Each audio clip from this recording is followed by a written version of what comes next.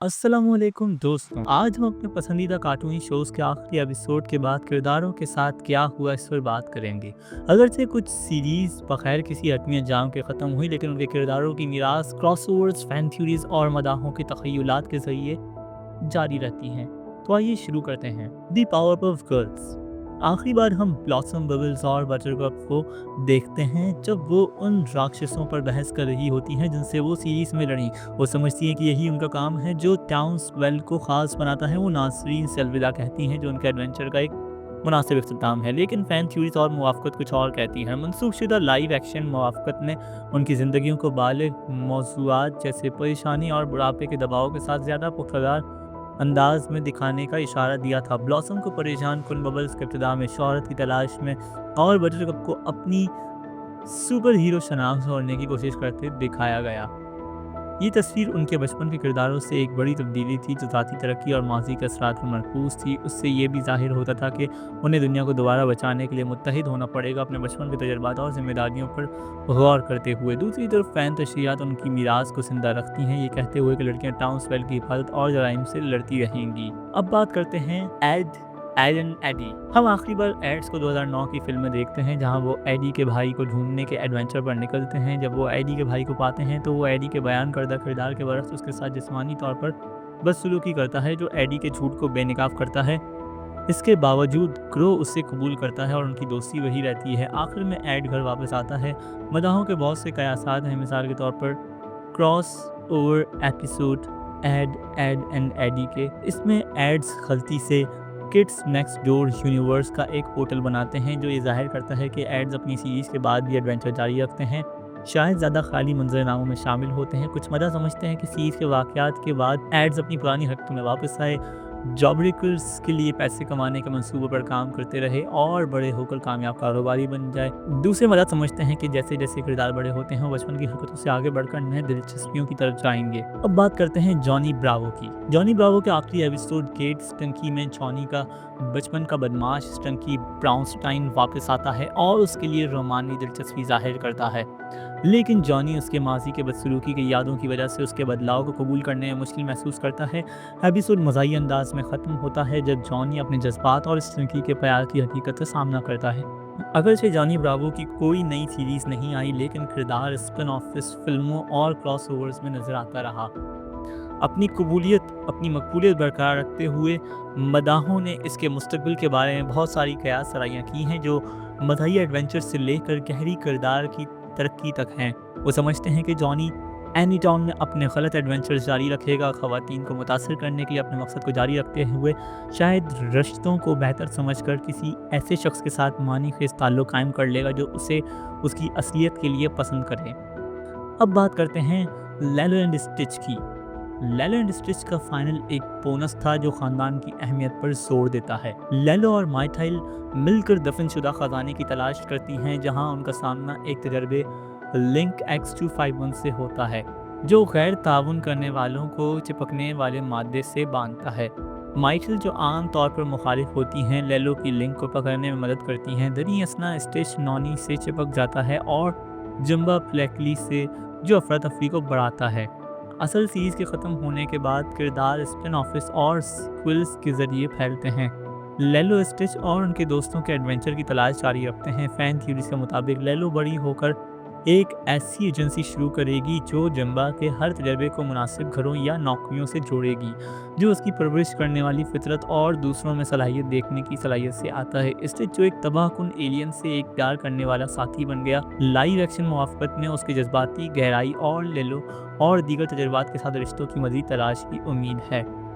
अब बात करते हैं क्रेज द कर्ली डॉग की। आखिरी बार हम क्रेज का एपिसोड परफेक्ट में देखते हैं जहाँ एक उस्ताद क्रेज की नाअहली पर तनकीद करता है, जिससे क्रेज उसे और म्यूरल को मुतासिर करने की कोशिश करता है। एक बूढ़ी स्कूल टीचर की मदद से क्रेज हर टेस्ट में नाकाम होता है, लेकिन हाथ टब में एक मछली उसे बताती है कि कमाल का कोई वजूद नहीं। आखिरी टेस्ट में क्रेज एक अजीबोगरीब नंबर 6 बनाता है जो उस्ताद को गुस्से में पिघला देता है। मदद समझते हैं क्रेज का मकसद वही रहेगा, अपने ख़ानदान की हिफाजत, यानी वो अपने खौफ का सामना करता रहेगा और नए किरदार और तजर्बात से मिलता रहेगा। अब बात करते हैं डेक्स्टर्स लेबॉर्ट्री की। डेक्स्टर्स लेबोरेटरी के आखिरी एपिसोड लास्ट मिडनाइट बीस्ट में डेक्स्टर अपने हम जमातों को मुतासर करने की कोशिशें में गलती से एक दियोइकल राक्षस बनता है जो शहर में अफरा तफरी फैलाता है। वो सूरत हाल को संभालने की कोशिश करता है जबकि उसकी बहन दीदी गैर इरादी तौर पर मामला को पेचीदा करती है। आखिरकार वो राक्षस को शिकस्त देता है। उसके मुस्तकबिल के बारे में ज़्यादा कुछ नहीं कहा जा सकता। मदद सिर्फ कयास करते हैं कि वो एक बड़ा साइंसदान बनेगा और शायद शादी कर लेगा। अब बात करते हैं स्टीवन यूनिवर्स की। स्टीवन यूनिवर्स के आखिरी एपिसोड दी फ्यूचर में स्टीवन जो एक सदमाती तजर्बे के बाद की हालत से निमट रहा है, आज़ादी के लिए बैच सिटी छोड़ने का फैसला करता है। वो ये फैसला कोनी के साथ शेयर करता है लेकिन क्रिस्टल जेम्स को नहीं बताता। अलविदा कहने की तैयारी करते हुए वो जेम्स को दिल से तहाइफ देता है। इब्तिदा में जेम्स उसके जाने को हल्का लेते हैं लेकिन जब स्टीवन उनके रद्द अमल पर सवाल उठाता है तो वो अपनी उदासी का इजहार करते हैं और उसे यकीन दिलाते हैं कि वो हमेशा उसकी ज़िंदगी का हिस्सा रहेंगे। एपिसोड स्टीवन के चले जाने के साथ ख़त्म होता है जो उसकी तरक्की और नए बाप की अलामत है, जबकि शहरी अलविदा कहते हैं। उसके जाने के बाद क्या होता है, वो खुद को ढूंढना और अपनी शनाख्त को जेम्स के मुखलिस के किरदार से बाहर तलाश करने के लिए मुल्क भर में सफ़र करता है। अगरचे वो बी सिटी से जिस्मानी तौर पर दूर है, स्टीवन अपने दोस्तों और ख़ानदान से रब्ता रखता है। कुछ मदद समझते हैं कि स्टीवन नई जिम्मेदारियां संभालेगा, शायद छोटे जेम्स या इंसानों की रहनुमाई करते हुए जो उसके मुहाफिज से रहनुमा बनने की तरफ मुंतकली और पुख्तगी की अक्कासी करता है। सीरीज स्टीवन के हतमी अंजाम को कुछ खुला छोड़ती है। अब बात करते हैं कैट डॉग की। कैट डॉग के आखिरी एपिसोड कैट डॉग कैट में कैट दो सिर वाले मखलूक होने से मायूस हो जाता है और खुद को डॉग से अलग करने के लिए सर्जरी का फैसला करता है, ये सोचते हुए कि ये इसके मसाइल हल कर देगा। लेकिन डॉग इस ख्याल के खिलाफ है क्योंकि वो कैट के साथ रहना पसंद करता है और सर्जरी से इनकार करता है। यहाँ तक कि कैट उसे उसके फ़ायदे के लिए कायल करता है। आखिरकार चैलेंजेस का सामना करते हुए कैट को एहसास होता है कि वो डॉग के बगैर नहीं रह सकता। ये उनके अलैती के इम्कानात को ख़त्म करता है। मदा समझते हैं कि उनकी ज़िंदगी शो की तरह नहीं होगी और वो शायद मर जाएंगे। अब बात करते हैं एंजेलिका पिकल्स की। हम एंजेलिका पिकल्स को असल रोगराट सीरीज़ के बाद spin off all grown up में देखते हैं, लिहाजा हमें इसके मुस्तकबिल के बारे में फ़ैन थ्योरी की ज़रूरत नहीं। फिर भी उसकी ज़िंदगी ड्रामाई मोड़ लेती है। यूनिवर्सिटी शुरू करने के फ़ौरन बाद वो एक कॉलेज फुटबॉल स्टार से मंगनी कर लेती है, लेकिन ये रिश्ता जल्द ही बदसलूकी का शिकार हो जाता है जहाँ उसका शौहर उस पर माली कंट्रोल रखता है। एंजेलिका अपने बदसलूकी वाले शादी के दर्द से निपटने के लिए नशे की लत में मुब्तला हो जाती है जो एक तकलीफ तलाक का बाइस बनती है, जिसके बाद उसके पास कुछ भी नहीं बचता। रॉक बॉटम पर पहुंचने के बाद एंजेलिका नशे की बेहाली में दाखिल होती है और अपनी तालीम मुकम्मल करने के लिए मकामी कम्युनिटी कॉलेज में क्लासेस लेती है, जबकि अपनी माँ के साथ कशीदा रिश्ते को संभालती है जो एंजेलिका की मुश्किलात की वजह से खुद को कसूरवार समझती है, जो अपनी बचपन की दोस्त सिनोराई कार्माइकल से भी राब्ते में रहती है, हालांकि वो अक्सर सियासी और सकाफती मसाइल पर झगड़ती हैं। अब बात करते हैं फिनियास एंड फर्ब की। फिनियास एंड फर्ब का आखिरी episode last day of summer, गर्मियों की छुट्टियों के आखिरी दिन होता है। फिनियास और फर्ब अपने गर्मियों के एडवेंचर के लिए एक अजीम खराज तहनीक मनसूबा बनाते हैं, जबकि कैंडेज आखिरकार उन्हें बेनकाब करने के लिए पुरअज़्म है।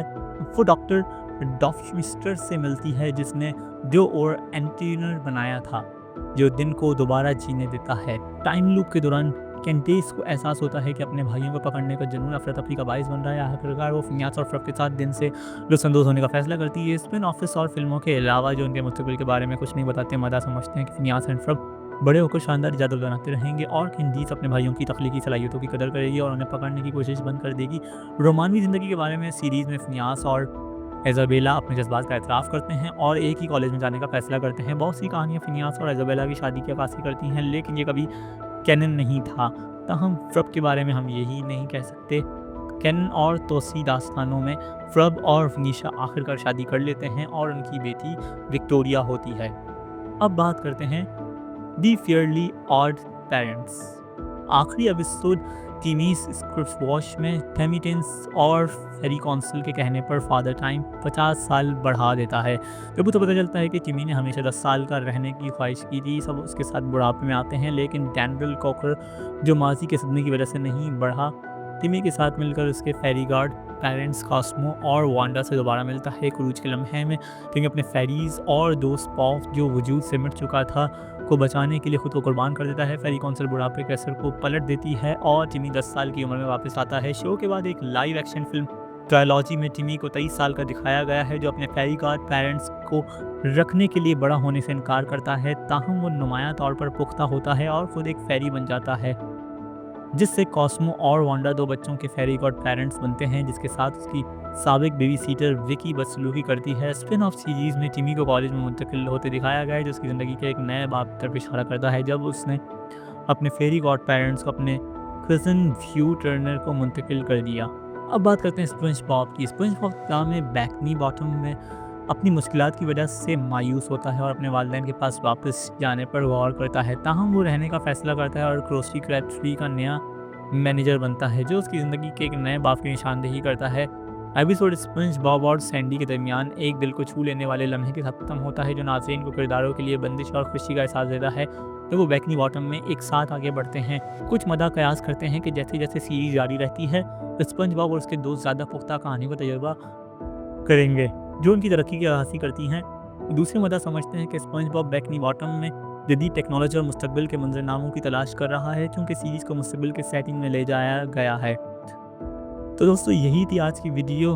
आपको कैसी लगी कमेंट सेक्शन में अपने ख्याल का इज़हार ज़रूर कीजिएगा। मुलाकात होगी अगली वीडियो में। बेल आइकन को प्रेस कीजिएगा, चैनल को सब्सक्राइब कीजिएगा। अल्लाह हाफ़िज़।